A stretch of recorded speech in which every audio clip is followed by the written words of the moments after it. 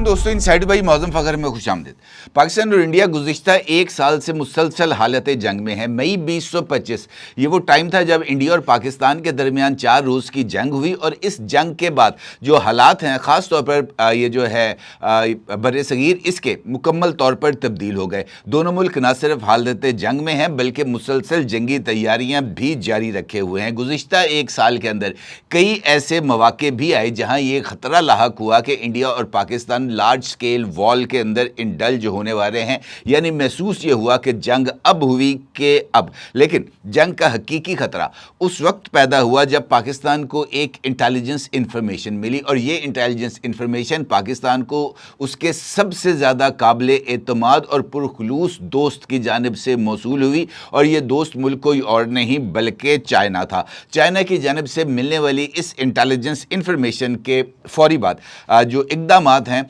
उनको फौरी तौर पर उठाया गया। उन लम्हात में क्या हुआ? वो लम्हा जब पाकिस्तान की एयर स्पेस को अचानक बंद कर दिया गया रात 2:30 बजे। ऐसे कौन से इक़दामात थे जिनको लेने का फ़ैसला किया गया? और क्या 30 अप्रैल वो तारीख थी जब इंडिया पाकिस्तान पर हमला करने के लिए तैयार था? मुल्क के मुख्तलिफ हिस्सों में बिजली को बंद क्यों किया गया और ये तमाम इंकशाफात किस तरह सामने आए? ये बड़ी इंपॉर्टेंट इन्फॉर्मेशन है जो मैं आपके साथ शेयर कर रहा हूँ। इसके ऊपर बात करते हैं और पहले देखते हैं इन इंकशाफात की तफसील क्या है, ये इंकशाफात किसकी तरफ से सामने आए, और फिर फैक्ट चेक्स देखते हैं कि जनाब ये जो इन्फॉर्मेशन या जो इंकशाफात सामने आए हैं इसमें कितनी सच्चाई है। साल 2026 अप्रैल के आखिरी दिनों की बात है। लाइन ऑफ कंट्रोल पर गैर मामूली हलचल थी और भारतीय फ़ज़ाइया के रफ़ाल तैयारे मुख्तलिफ जो इंडियन एयर बेसिस थी, ख़ास तौर पर Srinagar air base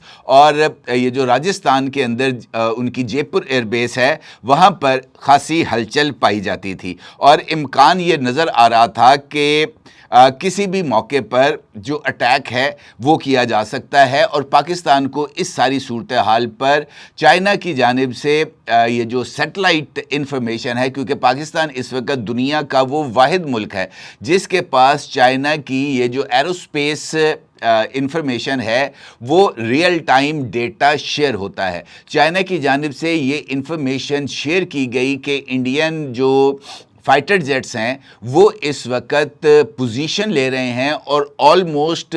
140 Indian fighter jet मुख्तलिफ जो एयर बेसेस हैं वहाँ पर मौजूद हैं। इस इंफॉर्मेशन के सामने आते ही फौरी तौर पर ये जो टलियाँ हैं ये ना सिर्फ खड़क गईं बल्कि फौरी तौर पर पाकिस्तान की जानिब से ये जो लाहौर और इस्लामाबाद और इस्लामाबाद से लेकर कराची तक की जो FIRs थी इनको फौरी तौर पर बंद कर दिया गया और पाकिस्तान के 50 के करीब जो फाइटर जेट्स थे ये भी पोजीशंस ले चुके थे और फ़ज़ा में मौजूद थे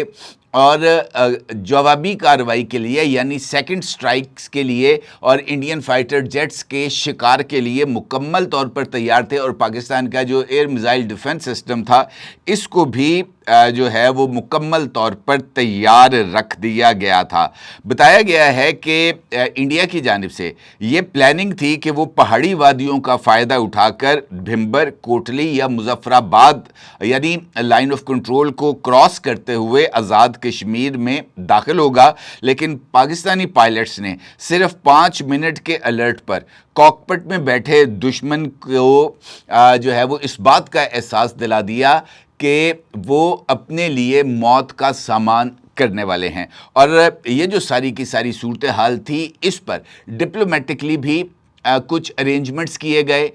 मुख्तलिफ जो पाकिस्तान के दोस्त ममालिक हैं उनको फौरी तौर पर इस हंगामी सूरत हाल से आगाह किया गया और फिर जो अमरीकी वज़ीर ख़ारजा हैं मार्को रूबियो उन्होंने पाकिस्तान और इंडियन लीडर्स के साथ भी बातचीत की। अब ये जो तमाम तफसीलात सामने आई हैं जिसका मैंने भी आपके साथ ज़िक्र किया है یہ تفصیلات کو محترم جاوید چودھری صاحب نے اپنے ایک حالیہ وی لاگ کے اندر اس تمام تفصیلات کو شیئر کیا ہے۔ اب یہاں تک جو انفارمیشن ہے یہ وہ تمام کی تمام انفارمیشن ہے جو کہ جاوید چودھری صاحب نے اپنے وی لاگ کے اندر بتائی، اور اس میں کوئی دو رائے نہیں ہے کہ چین دنیا کا واحد ملک ہے جس نے پاکستان کے لیے اپنے military grade satellite network کا جو براہ راست اور لائیو ایکسیس ہے وہ پاکستان کو دے رکھی ہے۔ چین نے نینو سیکنڈز کی ڈیٹا فیڈ کے ساتھ پاکستان کو یہ جو انٹیلیجنس شیئرنگ ہے وہ مسلسل کرتا رہتا بھی ہے، اور گزشتہ سال جب پاکستان اور انڈیا کے درمیان جنگ ہوئی تھی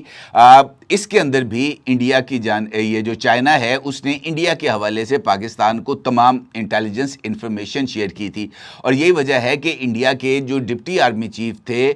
جنرل راہل، انہوں نے جب میڈیا بریفنگ کی تھی تو انہوں نے اس بات کا ذکر کیا تھا کہ جب دونوں ملکوں کے ڈی جی ایم اوز ایک دوسرے کے ساتھ رابطہ کر رہے تھے تو اس وقت پاکستان کے D G M O Indian D G M O کو اس بات سے آگاہ کر رہے تھے کہ اس وقت آپ کا فلاں ویکٹر فلاں پوزیشن پر ہے اور وہ فلاں ہدف کو ٹارگٹ بنانے کے لیے جو ہے وہ نکل پڑا ہے، اپنے اس ویکٹر کو پیچھے لے جائیں۔ تو یہ انفیکٹ اس بات کا اشارہ تھا کہ پاکستان کو لمحہ بلمحہ جو ریئل ٹائم انفارمیشن تھی، سیٹلائٹ انفارمیشن، وہ پاکستان کو فراہم کی جا رہی تھی۔ اب اس کے ساتھ ساتھ ایک نئی صورتحال ڈیولپ ہوئی ہے۔ پاکستان نے الحمدللہ اس سال 3 سیٹلائٹس جو ہیں وہ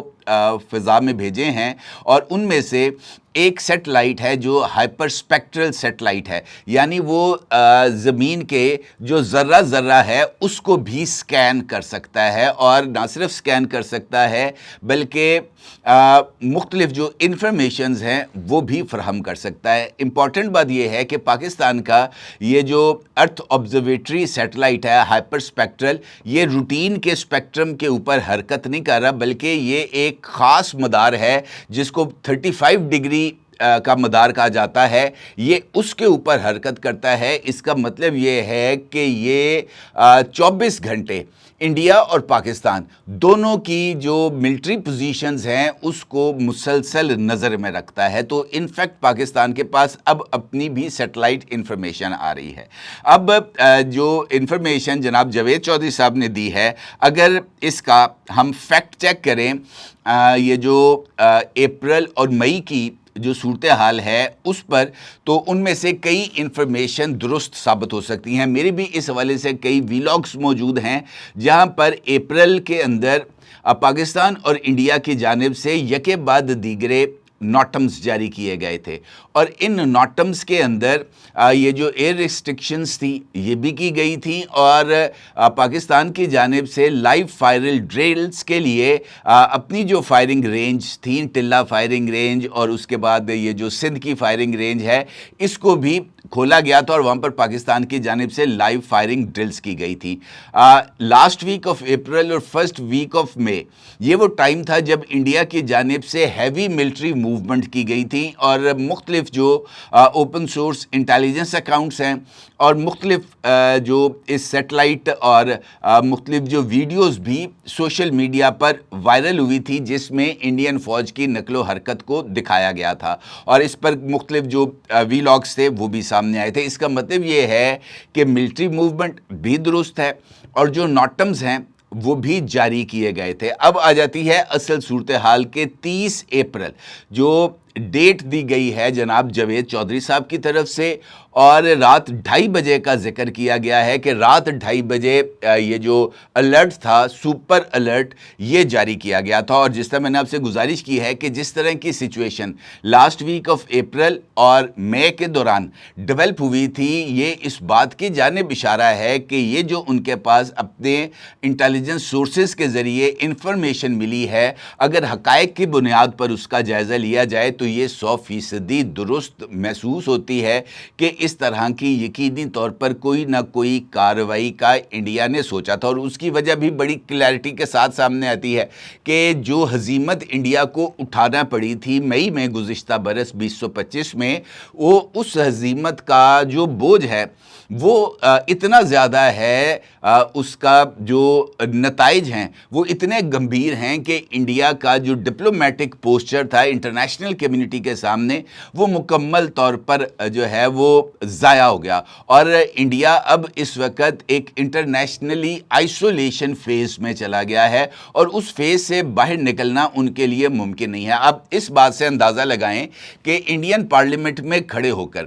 انڈیا کے جو وزیر دفاع تھا راجناتھ سنگھ، اس نے یہ اعلان کیا تھا کہ 4 دن کی جنگ کے اندر ہم نے تو پاکستان کا نقصان کیا ہے، لیکن ہمارا نہ کوئی جانی نقصان ہوا اور نہ کوئی مالی نقصان ہوا۔ یہ اعتراف خود بھارتی وزیر دفاع کی جانب سے انڈین لوک سبھا میں خطاب کے دوران کیا گیا، اور اس کے اوپر بڑی واہ واہ سمیٹی گئی۔ اب صورتحال یہ ہے کہ جنگ کے خاتمے کے 1 سال کے بعد انڈیا نے اس بات کو تسلیم کیا ہے کہ اس جنگ کے اندر اس کے فوجی مارے گئے، یعنی 378 دن صرف اس بات کا انتظار کیا گیا کہ جناب یہ جو لوگوں کا توجہ ہے اس کو بھٹکایا جائے، اور پھر خاموشی سے اس بات کا اعتراف کر لیا جائے کہ ہمارے فوجی مارے گئے تھے، اور ان کو ہم نے جو ہے وہ اب سرکاری اعزازات سے بھی نواز دیا ہے۔ اور اہم بات یہ ہے کہ بھارتی فوجیوں کی جو آخری رسومات ہیں وہ بھی نہایت خفیہ طریقے سے سر انجام دی گئیں، اور عمومی طور پر جو فوجی وطن کی خدمت کرتے ہوئے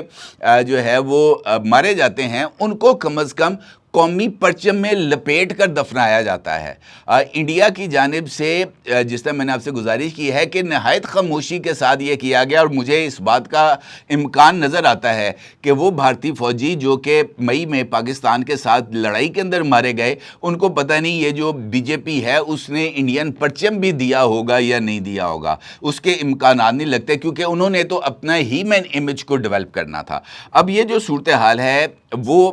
اس بات کی جانب اشارہ کرتی ہے کہ یہ جو انکشافات ہیں یہ کافی حد تک درست محسوس ہوتے ہیں۔ اب آ جاتے ہیں اس ویڈیو کا دوسرا حصہ، اور وہ ہے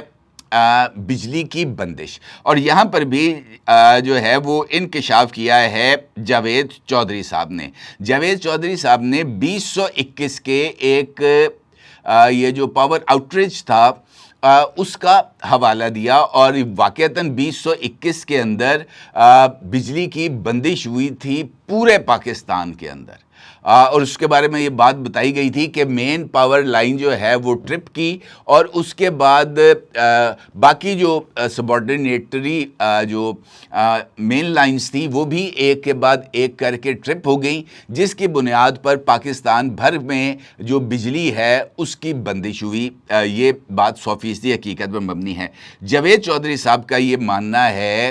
کہ 2021 میں